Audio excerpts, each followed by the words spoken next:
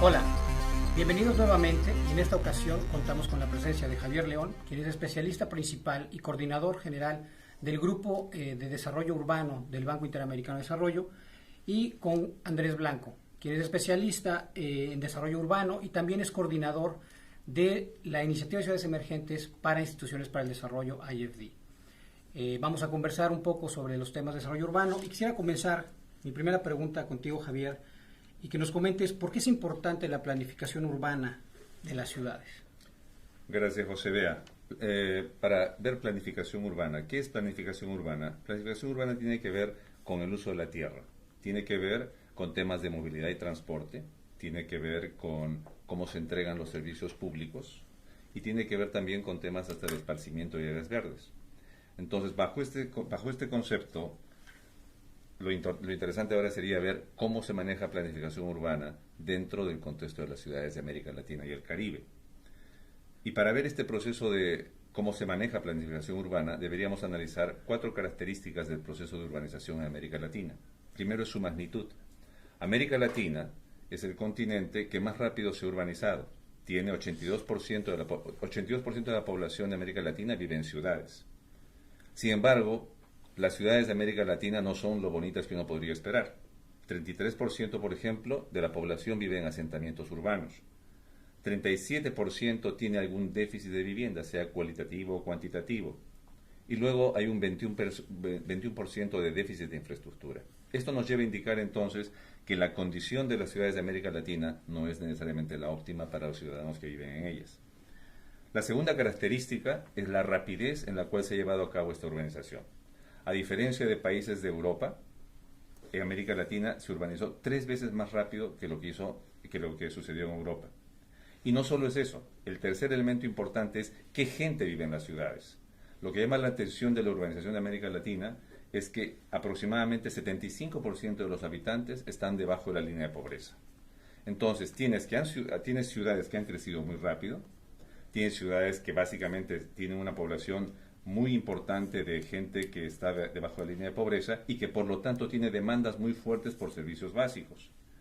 Entonces, lo que tenemos aquí es lo que se ha dado digamos, en el tiempo, es una fuerte demanda de servicios básicos, es una fuerte presión para que las ciudades sirvan a estos ciudadanos, y eso evidentemente tiene también presiones fiscales. Entonces, todo proceso de urbanización de América Latina y el Caribe, evidentemente debe tomar en cuenta todos estos factores. ¿Quiénes viven ahí? ¿A qué velocidad se está desarrollando? Y si tenemos los recursos para poder satisfacer sus necesidades. Muchas gracias, Javier.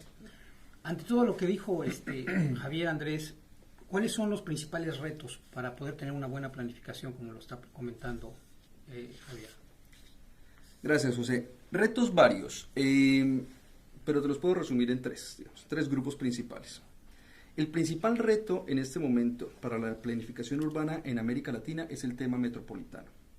Las ciudades hace mucho desbordaron los límites del municipio, bien sea porque se unieron con otras ciudades en el fenómeno que se llama conurbación. Esto es un ejemplo claro en muchos países de Centroamérica y de Sudamérica también. Pero, por ejemplo, el caso de San José es paradigmático. San José, en realidad el área metropolitana de San José son 4 ciudades distintas. Entonces, es imperativo en América Latina desarrollar autoridades metropolitanas de planeación para que tú no planees municipio por municipio, sino planees la ciudad como un todo. Porque a la hora de la verdad, un área metropolitana es un área funcional que tú no puedes dividir por partes a la hora de planeación. Entonces, ese es un tema importantísimo, el tema metropolitano. El siguiente tema es cómo hacer la planificación más operacional. América Latina tiene una gran historia de planes maestros. Los primeros planes maestros en América Latina empiezan en 1930, 1940, planes que se hacen muy completos. Cuando tú vas a una ciudad de América Latina, José, todos los alcaldes tienen un plan maestro muy bien hecho, pero siempre desactualizado y lo más importante, que nunca fue implementado. Entonces hay que buscar herramientas que te permitan pasar de lo abstracto de un plan maestro a algo que sea realmente implementable. Un tema interesante e importantísimo, que es un desafío para América Latina hoy por hoy, es atar la política de vivienda a la planificación urbana. Porque generalmente estas dos cosas están aparte. Tú tienes una ciudad, normalmente el 75% de los usos netos de los usos del suelo, netos en una ciudad son vivienda. Entonces la política de vivienda es una oportunidad enorme para entrar a hacer una planificación que de verdad se implemente y se vea en el territorio. Entonces ese es el segundo tema. Y el tercer tema es un tema de capacidad institucional y recursos. La mayoría de la capacidad institucional aún hoy en día está en el nivel nacional. Ciudades grandes tienen muy buena capacidad institucional para planear, pero ciudades intermedias y más aún ciudades pequeñas aún tienen carencias en este sentido. Y el tema de los recursos también es clave, porque tú para planear y para resolver los problemas de servicios, por ejemplo, que estaba mencionando Javier, tú necesitas recursos. Y en América Latina las ciudades tienen muy pocos recursos. Por darte solo un dato, por ejemplo, el recaudo de impuesto predial en América Latina, en las ciudades de América Latina, siendo el impuesto predial la principal fuente propia de ingresos de una ciudad, es apenas una sexta parte de lo que recaudan ciudades en los países de la OECD, como porcentaje del PIB. Entonces tú necesitas entregarle a las ciudades, por un lado, capacidad institucional, pero por otro lado, recursos para poder hacer una planeación efectiva. Oye, Andrés, hablando un poco de esto, tú mencionas los retos que tienen, o sea, la conformación de áreas metropolitanas, la falta de capacidad institucional. ¿Qué pueden hacer las ciudades o qué pueden utilizar las ciudades para mejorar la planificación urbana y poder fortalecer esas capacidades que les faltan para contar con una buena planificación? Sí. Es importante tener herramientas de planificación estratégica, como por ejemplo el tema de las ciudades, de la iniciativa de ciudades emergentes y sostenibles. Te provee un buen marco para hacer planeación estratégica y para definir intervenciones de acuerdo a ciertas necesidades. Pero adicionalmente también necesitas definir, por ejemplo, unidades de actuación para tomar estos planes maestros urbanísticos y bajarlos al territorio. En Colombia existe, por ejemplo, un concepto que es el plan parcial, que toma el plan maestro y el plan de ordenamiento territorial de la ciudad y lo baja a un área específica. Es importante mantener, digamos, este nivel intermedio para que el plan no quede como un buen librito en la gaveta del alcalde, sino que de verdad sea aplicado en la realidad. Entonces, ese es un tema importante, digamos, como un área intermedia que te permita una unidad de planeación más cercana al territorio. Por otro lado, tú necesitas utilizar, y es muy importante, herramientas tecnológicas. Hoy en día, por ejemplo, todo el tema de sistemas de información geográfica está muy desarrollado, existe la información, entonces es importante capacitar a los funcionarios locales en el manejo de estas herramientas. También es importante incluir los nuevos mecanismos de planificación, como por ejemplo reajuste de tierras, que esto se ha hecho en América Latina en varios sitios, pero es importante, el reajuste de tierras básicamente supera la urbanización predio a predio. Uno de los problemas que tú tienes en América Latina es que cada dueño de lote decide qué quiere hacer con su lote. Entonces el reajuste de tierras, y en esto se relaciona esto con lo que decía antes del plan parcial, lo que hace es mirar varios lotes como una unidad de planeación. Entonces dicen, mire, acá debería haber un parque, acá debería haber una calle y por tanto, digamos, se planea el área como un todo y no lote a lote. Es mucho más ordenado. Entonces ese es un tema clave.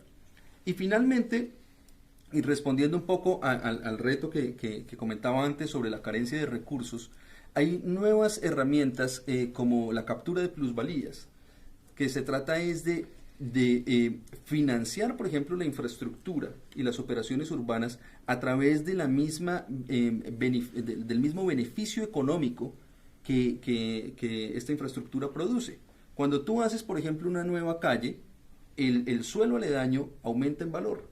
Cuando tú pones una nueva estación de bus o una nueva estación del metro, el suelo aledaño aumenta en valor. Entonces, lo que dice, digamos, la teoría económica es que tú podías capturar ese valor, pagar la infraestructura y aún así tener un beneficio. Entonces, estas herramientas lo que hacen es definir formas e instrumentos para que tú puedas invertir en la infraestructura y pagar la infraestructura a través de la misma valorización que esa infraestructura produce. Entonces, ahí hay casos muy interesantes en América Latina, en Brasil, en Colombia, y es un tema que está teniendo mucho interés de parte de los gobiernos municipales en nuestra región. Muchas gracias, Andrés. Javier, en la experiencia que hemos tenido con el banco trabajando en la región, les damos capacitaciones de algunas cuestiones para ayudarlos, pero siempre nos preguntan por parte de expertos que hayan tenido esta experiencia, y por eso te hago esta pregunta a ti, ¿qué recomendación le harías a un alcalde, a un gobernador, a un dirigente que tiene que hacer una planificación o iniciar un proceso de planificación? ¿Qué es lo que tendría que hacer para poder hacerlo bien, para poder tener una buena planificación urbana? Bueno, vea, a ver, primero en términos de lo que es la planificación urbana. Planificación urbana no solo es un proceso técnico, sino también es un proceso político, y es un proceso que implica consulta y un proceso también que significa que debe ser lo más transparente posible. Esa es una condición, yo creo, clave para hacerlo. Luego, en términos de planificación urbana, pues el banco tiene muchas formas de apoyar a autoridades de entidades subnacionales. Y yo le digo, o sea, esto tiene que ver mucho con la experiencia del banco. Por ejemplo, 60% de los centros históricos, y muchas ciudades en América Latina tienen centros históricos, 60% de los centros históricos pues están en malas condiciones. En América Latina hay muchas ciudades que viven al borde de las costas. 70% de esas ciudades no tienen planes para mitigación de riesgos. Después tienes el tema del manejo fiscal que mencionó antes Andrés. Entonces, y en todas esas áreas, tenga que ver con centros históricos, tenga que ver con mitigación de riesgos para desastres, o tenga que ver con los temas fiscales, o incluso con temas de mejoramiento de barrios y vivienda, el banco tiene experiencia. El banco ha venido trabajando en desarrollo urbano y vivienda por más de 50 años. Actualmente tenemos una cartera de $3 billones, a cerca de 50 proyectos en ejecución en esas áreas. Pero el banco no solo es préstamos, el banco es cooperaciones técnicas, el banco es productos del conocimiento, es decir, el banco genera investigación sobre estos temas, el banco ayuda a que haga cruce de experiencias, eso tenemos mucha experiencia, y con Andrés incluso en su tema de vivienda de alquiler. Entonces, yo creo que el menú de productos o de opciones que tiene el banco es múltiple. Muchas veces se nos piensa a nosotros como que solo damos préstamos, pero para nosotros en el proceso de diálogo, de repente el préstamo es la última etapa. Antes nosotros tenemos otros muchos productos que ofrecer de diálogo con los gobiernos y con las autoridades subnacionales para ayudarlos a resolver estos problemas. Entonces, una recomendación podría ser que acercaran directamente con nosotros, poder hacer algún tipo de comparativas, poder consultar con expertos temáticos acerca de cómo poder establecer un buen plan, cómo identificar sus necesidades, etcétera, ¿no? Totalmente. Yo, si me permites, le pediría a Andrés que contara, por ejemplo, la experiencia que tuvimos en Perú, en Ecuador, con el tema de alquiler y cómo se llevó a cabo esa consulta. Bien interesante. Mira, hace poco el banco viene realizando un esfuerzo para analizar el tema de vivienda en alquiler en América Latina, que es un tema que está adquiriendo mucha importancia. El 20% básicamente de los hogares en América Latina hoy en día alquila. Y el alquiler tiene varios beneficios en términos de flexibilidad, calidad y localización. Entonces, hemos recibido el interés de varios gobiernos que nos han pedido contarles un poco de lo que hemos investigado en términos de alquiler. Entonces, en varios países lo que hemos hecho es llevar expertos de otros, no solo, digamos, ir nosotros a contarles lo que vimos en la experiencia y en la investigación, sino llevar expertos de otros países donde se han desarrollado e implementado políticas de alquiler. Entonces, no porque tú vayas a copiar exactamente lo que hicieron en otro país, todos los que estamos en política pública sabemos que esto no es posible, sino porque lo vas a adaptar. Y esto es muy importante, y en esto recalco lo que decía Javier sobre la experiencia del banco y el valor agregado, es porque tú no necesitas repetir los errores que han cometido otras personas. O sea, puedes aprender de los errores y adaptar las políticas a lo que a ti te convenga. Entonces, hacemos, por ejemplo, foros y después hacemos discusiones ya con los equipos técnicos de cada país o de cada ciudad. Y esto no solamente lo hacemos en el tema de vivienda en alquiler, sino muchos otros temas que también tocamos, el tema de centros históricos, el tema de mejoramiento de barrios informales, el tema de mejoramiento de la capacidad institucional a nivel de la ciudad, el tema de mejoramiento de recaudos, el tema de captura de plusvalías, etcétera, etcétera. Entonces, este es el primer paso, realmente es empezar a aprender de las experiencias de otros países. Bueno, pues muchísimas gracias, Javier, Andrés, muchas gracias por su compañía. Y hasta la próxima.